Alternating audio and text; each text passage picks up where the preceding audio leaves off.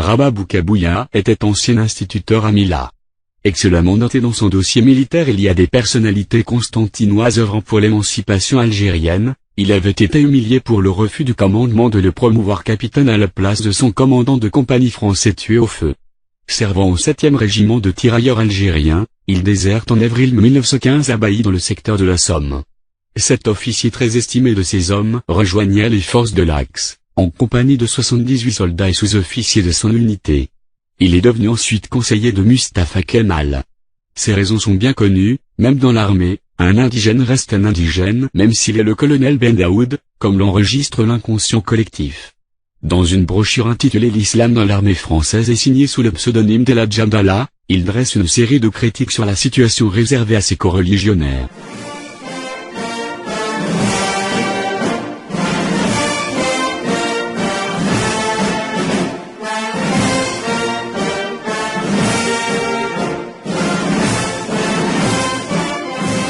L'islam dans l'armée française.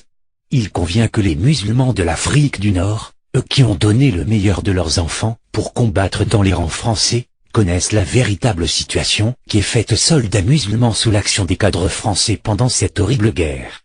Il convient qu'ils sachent qu'au lendemain de la déclaration de guerre entre l'Allemagne et la France, les musulmans ont répondu avec enthousiasme à l'appel de la France pour combattre dans ses rangs. Les retraités indigènes furent rappelés au service. Les appelés de la conscription rejoignirent leurs unités d'affectation. D'imposants contingents de goumiers et d'engagés pour la durée de la guerre, pour la plupart fils de familles distinguées, s'enrôlèrent sous les drapeaux français, et tous, fils de grandes tantes comme simples fellahs, confondus dans un même sentiment de loyalisme, se joignirent aux éléments réguliers de spahis et de tirailleurs et s'embarquèrent pour la frontière franco-allemande. C'est dire, en un mot, que les musulmans de toute catégorie, qu'ils soient algériens, tunisiens ou marocains, eurent, à cette occasion, une attitude de loyalisme qui étonna même les arabophobes les plus acharnés. Mais dans un ordre d'idées corollaire, nous prendrons directement le parti pour poser quelques questions et demander à l'esprit français, représenté dans ce cas par la hiérarchie des cadres français, qui avait charge de conduire les soldats musulmans au feu, si en compensation de l'admirable élan des musulmans, ces cadres y avaient, de leur côté, au cours des opérations de guerre de station ou de rase campagne, observé les plus élémentaires règles de condescendance ou simplement manifesté à l'égard de ces soldats qui se sont donné corps et âme à la France un traitement exempt de mépris et de haine de race.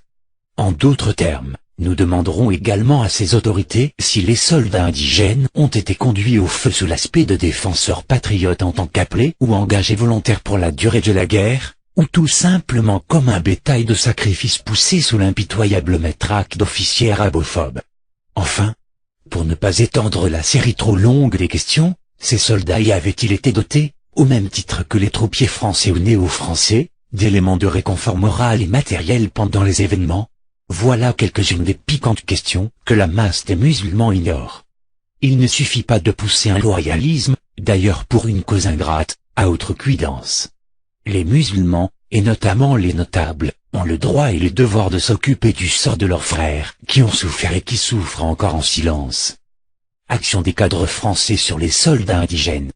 Les régiments d'infanterie et de cavalerie indigènes sont encadrés par un élément d'officiers, de sous-officiers, de caporaux et même de simples soldats qui ont suprématie au commandement sur les cadres et troupiers musulmans.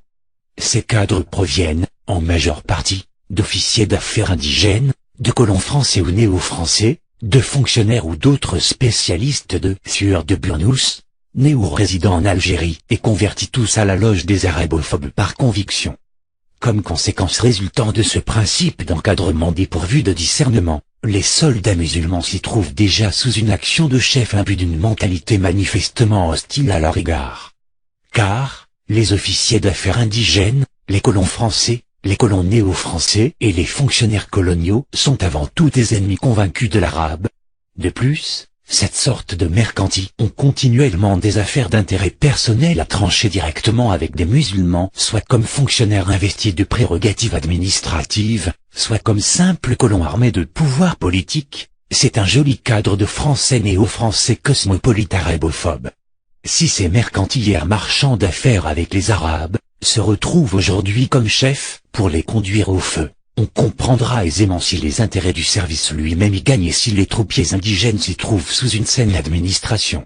C'est pourquoi ces sabreurs de l'islam, aidés par les mousquetaires fanfarons de la néfaste presse de l'Afrique du Nord, ne manquent pas, une fois chamarrés de dorures en guise d'officiers mercantis, de faire sentir et d'exercer pratiquement toute leur ambition brutale sur les soldats indigènes qui n'osent pas leur rendre le coup, comme en feraient d'autres soldats français ou néo-français. Dès lors, il se passe des actes abominables. Les officiers cravachent impitoyablement et lancent des épithètes grossières à l'encontre des musulmans. Leurs autres subordonnés français suivent leur exemple et excellent même dans cet art honteux, et si un malheureux soldat indigène se hasarde à des murmures plaintives, c'est la grosse matraque qui l'assomme, quand ce n'est pas le coup de revolver, qui l'abat comme un chien. Un jour, 3 mars 1915, secteur 132, point BFL, un capitaine de tirailleurs, un de ces couscoussiers de haute difa, à qui un sous-officier indigène venait de rendre compte qu'un obus allemand avait détruit un abri et provoqué la mort de plusieurs tirailleurs, a répondu sans sortir de sa niche souterraine profondément fortifiée. Bon, plus il en mourra, plus il y en aura de la place pour les Belges en Algérie. Voilà comment un membre de la hiérarchie des cadres, qu'on nomme à la tête des troupiers indigènes, félicite les soldats qui meurent pour la patrie française.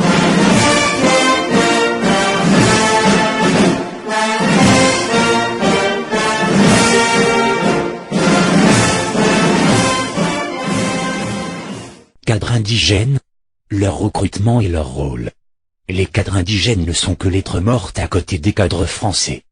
Toujours à la peine, jamais à l'honneur. Tel est le principe de leur sort. Depuis 70 ans, la France n'a pas pensé encore à ouvrir la porte de ses écoles aux musulmans. On voit rarement un fils d'une grande-tante affronter un cours dans une école au milieu de camarades quelque peu rébarbatifs. Devenu officier, le fils de la tante chevauche au milieu des intellectuels comme camarades à la gomme arabique. Autrement, dans l'armée démocratique française, il est incorrect pour un officier français de se commettre, en dehors du service, avec un vulgaire officier indigène.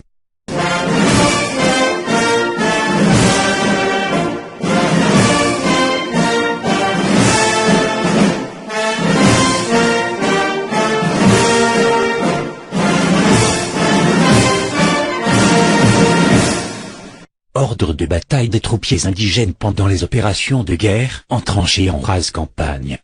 Sous ce titre, nous exposerons les conditions tout à fait exceptionnelles auxquelles sont soumis les soldats indigènes en campagne, c'est-à-dire en guerre. Par principe, les musulmans forment ce qu'on appelle des éléments de choc quand il s'agit d'actions en rase campagne, ou troupes de première ligne quand il s'agit de combats dans les tranchées. Les éléments de choc font en masse compacte sur l'ennemi dans une action décisive et dans les assauts, c'est ce qui a fait que des bataillons entiers de tirailleurs ont été littéralement anéantis dans certains combats. Les troupes de première ligne, dans les combats de tranchées, sont exposées également à des effets foudroyants suivant l'intensité qui se manifeste dans les combats. Ce petit exposé nous ramène à dire que les soldats musulmans, dont d'aucuns cherchent à rabaisser la bravoure légendaire au profit des néo-français cosmopolites arabophobes, sont presque toujours en première ligne. Nous ne contestons nullement le fait d'être en tête des combattants dans les rangs français. Ce sont des considérations honorables pour les musulmans qui n'ont jamais su marchander leur vie pour la cause française. Le sang des musulmans versé sur les divers champs de bataille a surabondamment prouvé aux ennemis de notre race. Mais ce que nous soulèverons avec indignation, c'est l'impudente injustice qui se manifeste dans tous les actes du commandement à l'égard des troupiers indigènes. Exemple, les soldats musulmans sont lancés à la baïonnette sur une position. Les cadres de la Carmagnole, unis aux Français cosmopolites arabophobes, restent terrés dans leur formidable retranchement souterrain. Après la bataille, ces protégés de la puissante cuisine politique républicaine sortent de leurs trous, se maquillent avec le sang des cadavres musulmans et, en fanfarons mousquetaires, se glorifient d'être les dignes descendants de je ne sais quelle souche.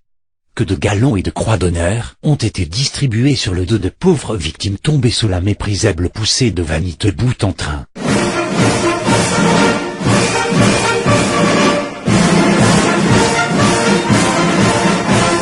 Profanation de la religion des musulmans dans les rangs français, enterrement des morts. Nous abordons une question qui, entre toutes, a profondément choqué et choquera encore certainement les musulmans dans leurs convictions les plus intimes. Nous voulons parler des secours de la religion, dont les soldats musulmans ont été totalement privés pendant la guerre.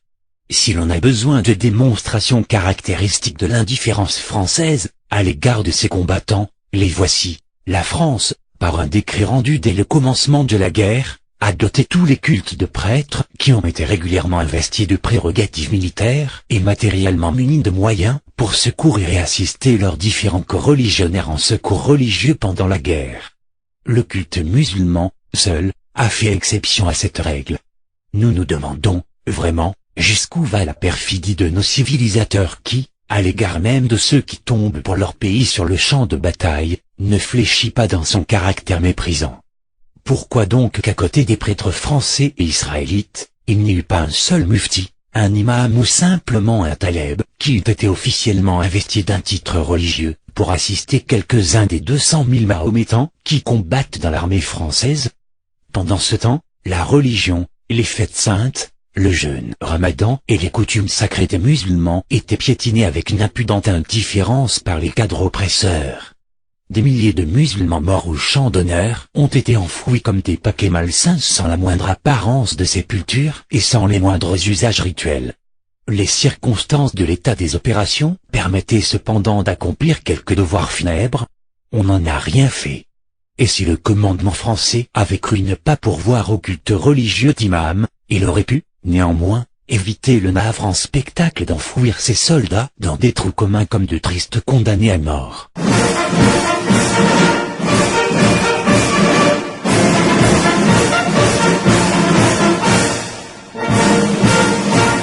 Les soldats musulmans prisonniers en Allemagne. Les musulmans qui croient encore aux préjugés des prétendues cruautés allemandes que nos civilisateurs nous ont enseignés à l'école buissonnière, seront déçus de leur naïve crédulité, quand les milliers de soldats indigènes prisonniers leur narreront, eux-mêmes, à leur retour en Afrique, toute la sollicitude et toutes les prévenances humanitaires dont ils ont été entourés comme prisonniers de guerre sur la terre allemande. Aux environs de Berlin, dans un site agréablement ondulé de verdure, les prisonniers sont installés là dans un confortable cantonnement entouré d'une végétation luxuriante et baignés par un véritable climat d'un des meilleurs coins africains. Il y en a un peu de tout, tirailleurs algériens, tunisiens, marocains, goumiers, civils indigènes, musulmans hindous, indiens, musulmans sibériens, russes, etc. Indépendamment des logements et de leurs accessoires, les autorités allemandes ont fait construire à l'intérieur central du cantonnement des bains morts, style oriental, ainsi que des lieux de divertissement en café mort, intermèdes qui permettent aux prisonniers de se livrer agréablement à leurs ablutions rituelles pour la prière, et à leurs coutumiers divertissements dans les réunions des cafés morts. Tout le cantonnement est éclairé à l'électricité. C'est un phénomène qui a particulièrement intéressé la plupart des prisonniers non habitués à ce genre d'éclairage. Les prisonniers, bien nourris et bien habillés, s'entretiennent bruyamment dans leur cantonnement sous une surveillance pleine de bienveillance. L'emploi de leur temps est conditionné au mieux de leur intérêt personnel. Après d'amusants jeux d'assouplissement en plein air, ils se livrent à l'étude du Coran et de quelques notions préparatoires de géographie, d'histoire et de calcul sous la direction de professeurs bien dévoués. Les tolbas, les très avancés, forment une section spéciale sous la direction d'un imam, professeur de théologie, où l'on commente les hadiths. Ce n'est pas tout. Les autorités allemandes, toujours soucieuses de l'intérêt qu'elles portent à la cause islamique, ont fait construire une admirable mosquée à l'intérieur du cantonnement pour permettre aux musulmans prisonniers d'accomplir leurs devoirs religieux. Cette mosquée, construite avec un cachet oriental très soigné, a été inaugurée le 13 juillet, veille du Ramadan, en la présence de son Excellence l'ambassadeur de Turquie, des autorités militaires allemandes et des fonctionnaires représentants du ministère des Affaires étrangères allemand.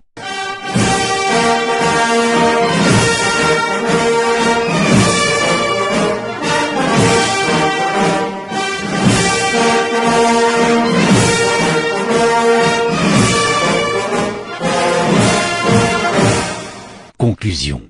Nous venons d'exposer une série de doléances sur les mauvais traitements qui ont atteint les soldats musulmans dans les rangs français.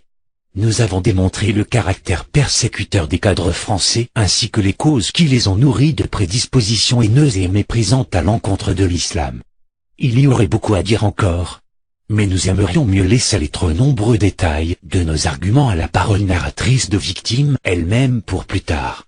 Les musulmans de l'Afrique du Nord n'ont pas de représentants élus par eux-mêmes pour défendre directement leurs intérêts au sein des assemblées gouvernementales et devant l'opinion publique. N'étant ni électeurs ni éligibles, ils sont livrés à l'administration de l'esprit des tracteurs des colons français et des étrangers néo-français qui, épaissis de la qualité de citoyens français, enveniment une sorte d'ambition vindicative et imposent deux principes de forfaiture sous la puissante protection des députés algériens élus par eux. La spoliation pour laisser l'arabe dans la misère. L'annihilation morale pour le mettre tout au bas de l'échelle sociale.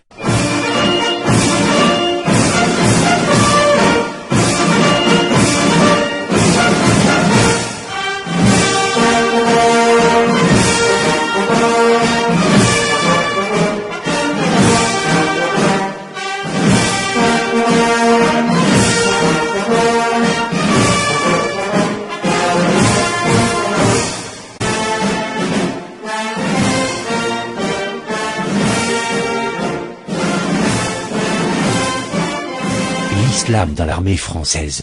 Il convient que les musulmans de l'Afrique du Nord, eux qui ont donné le meilleur de leurs enfants pour combattre dans les rangs français, connaissent la véritable situation qui est faite soldats musulmans sous l'action des cadres français pendant cette horrible guerre. Il convient qu'ils sachent qu'au lendemain de la déclaration de guerre entre l'Allemagne et la France, les musulmans ont répondu avec enthousiasme à l'appel de la France pour combattre dans ses rangs. Les retraités indigènes furent rappelés au service. Les appelés de la conscription rejoignirent leurs unités d'affectation, d'imposants contingents de goumiers et d'engagés pour la durée de la guerre, pour la plupart fils de familles distinguées, s'enrôlèrent sous les drapeaux français, et tous, fils de grandes tantes comme simples fellahs, confondus dans un même sentiment de loyalisme, se joignirent aux éléments réguliers de spahis et de tirailleurs et s'embarquèrent pour la frontière franco-allemande. C'est dire, en un mot, que les musulmans de toute catégorie, qu'ils soient algériens, tunisiens ou marocains, eurent, à cette occasion, une attitude de loyalisme qui étonna même les arabophobes les plus acharnés. Mais dans un ordre dit des corollaires, nous prendrons directement le parti pour poser quelques questions et demander à l'esprit français, représenté dans ce cas par la hiérarchie des cadres français, qui avait charge de conduire les soldats musulmans au feu, si en compensation de l'admirable élan des musulmans, ces cadres y avaient, de leur côté, au cours des opérations de guerre de station ou de rase campagne, observer les plus élémentaires règles de condescendance ou simplement manifester à l'égard de ces soldats qui se sont donné corps et âme à la France un traitement exempt de mépris et de haine de race. En d'autres termes, nous demanderons égales Zabaï dans le secteur de la Somme. Cet officier très estimé de ses hommes rejoignait les forces de l'Axe, en compagnie de 78 soldats et sous-officiers de son unité. Il est devenu ensuite conseiller de Mustapha Kemal. Ces raisons sont bien connues, même dans l'armée, un indigène reste un indigène même s'il est le colonel Ben Daoud, comme l'enregistre l'inconscient collectif. Dans une brochure intitulée L'Islam dans l'armée française et signée sous le pseudonyme d'Eladj Abdallah, il dresse une série de critiques sur la situation réservée à ses coreligionnaires.